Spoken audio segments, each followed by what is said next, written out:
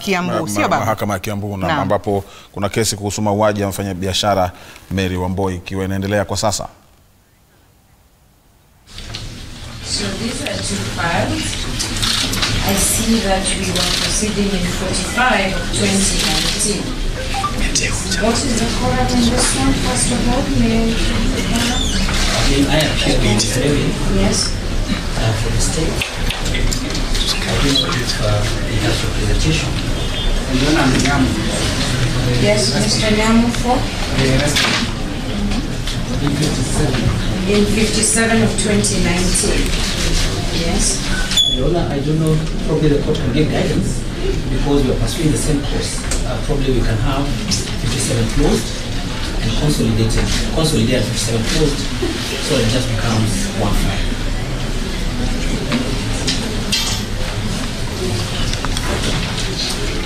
So you may have, let me get that again. Number 57. Yes. Closed? Yes. Yes. And we actually consolidate with number 45, and therefore number 45, the proceedings in number 45 will be listed to the previous comments. The application number. Wouldn't them be closed or they're just placed together? Very well. Cancelled. Should be placed together, not placed. Just placed together, so that then the submissions that you make in 45 of 2019 will be adopted in 57. That's okay? All right. Okay, so the IO is done? Is that all? That's okay. Okay. Mr. Nyamu, I probably will now also have you in this one when it comes to the defense, the respondent's counsels making submissions. Okay? Now, we have had the investigating officer give his beat. I will start with Mr. Kimba and Mr. Morioki for the first respondent, who is Joseph Corey Karue. Yes. Who goes first? I do. Yes. When you pose that application by the prosecution, because the first instance is that they've had my client for 16 days, not 14. When they came to court, she was already in 2 days. And to the best of my knowledge, currently, all the statements made, all the evidence so far collected, police investigations, all CCTV recordings, does not, in any instance, have my client anywhere near the others, or in any way related to the events that happened on that particular day. Consequently, there is no grounds for holding him for further 14 days. There should be a balance, Your Honor, between the rights of the victim, the prosecution, and their families. I wish to go first of all to the family issues. My friend is a family man. His kids are out of school. I haven't seen their father for the last 16 days. Consequently, he needs to be released on bail. Be taken, but it cannot be held for another 14 days.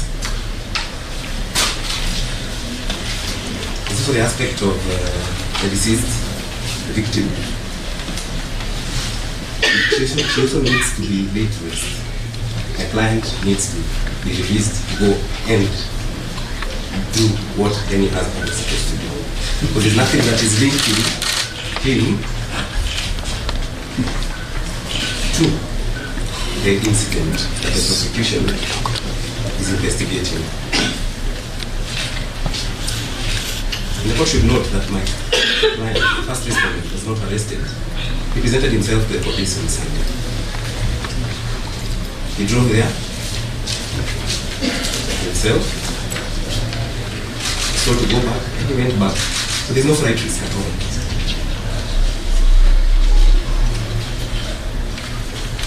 Consequently, based on those facts, there is no grounds for killing him. Before I forget also, there's the aspect of the DNA. They've had my client for 16 days. His DNA profile won't change. If they need him to appear before any DNA lab, he'll appear.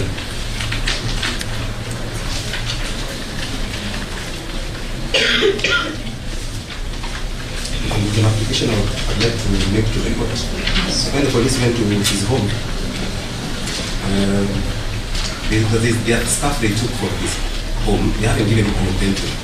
So I'll be asking for him to be given an inventory of all that they took from his home.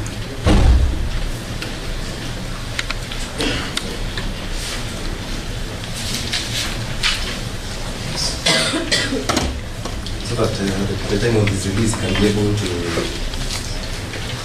get his stuff back.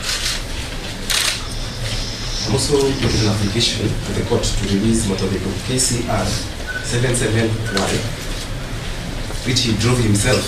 Kesi 771.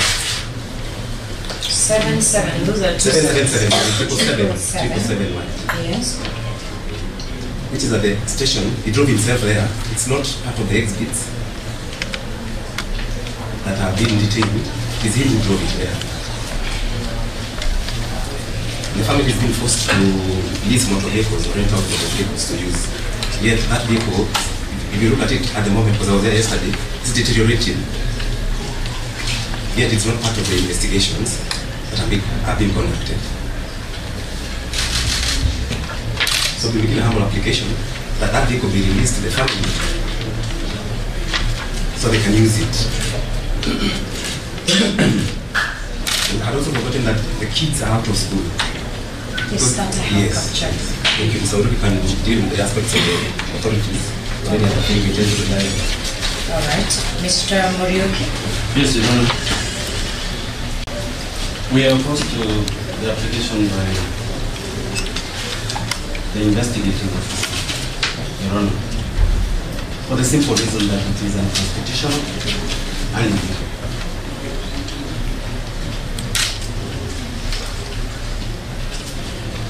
Under Article 49(1)(a) of the Constitution of the Republic of Kenya 2010, it is a fundamental right of the accused person.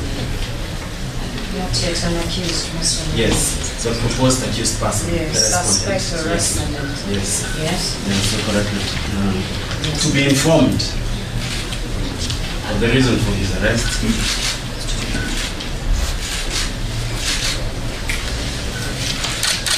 during his first appearance in court. Your Honor, this already happened.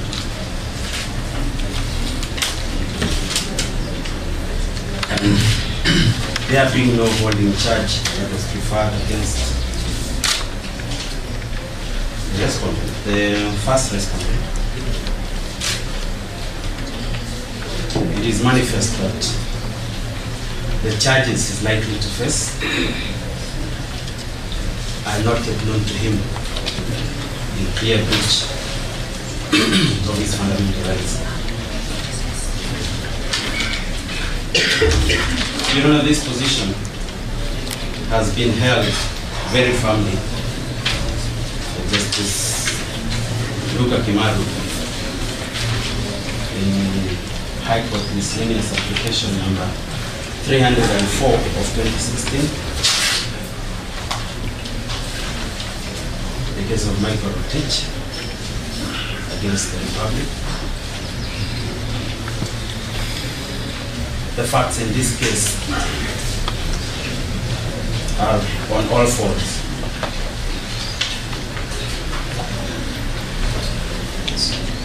And it is our humble submission, therefore, that an illegality should not be perpetrated by the investigating officers in the name of finalizing investigations.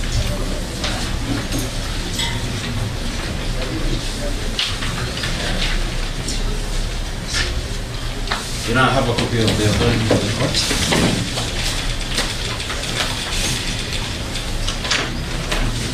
Yes.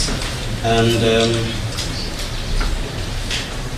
the last issue that we wish to raise, Your Honor, is that there is further illegality carried out by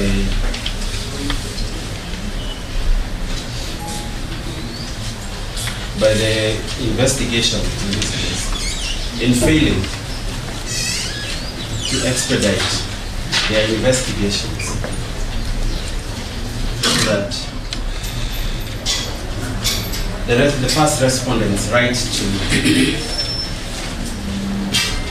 a speedy trial is being militated against by the further 14 days that the investigation is lasting.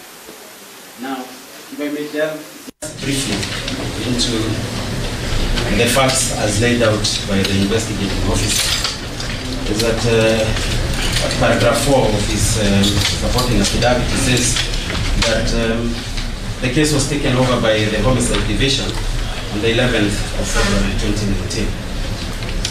That fact, Your Honor, supplies adequate time for the procuring of all DNA samples that the investigators would have required. The first respondent was in custody. Let them not make out like harvesting of epithelial cells from the inner cheek of the accused person, something that would require more than 2 minutes, so that it should have been done on the same 11th that they received the instructions.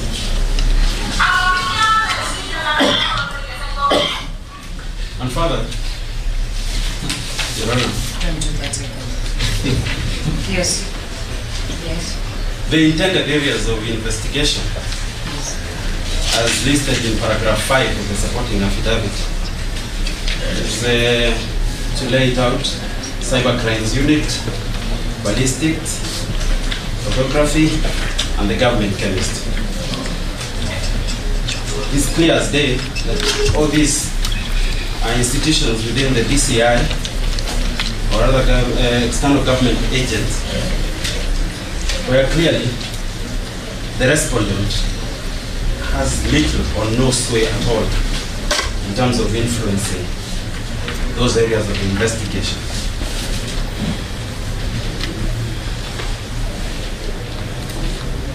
So we humbly pray that